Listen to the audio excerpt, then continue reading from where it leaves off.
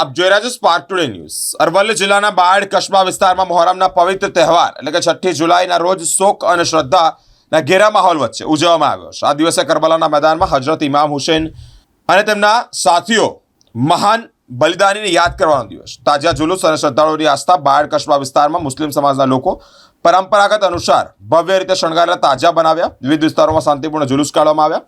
સાથે જ કરબલાના શહીદોની યાદમાં હૃદયસ્પર્શી માતમ પણ કર્યું છે। ખુલ્લા પગે ચાલીને યા હુસેનના નારા લગાવી પોતાની અનોખી શ્રદ્ધા અને ઊંડો શોક વ્યક્ત કર્યો છે।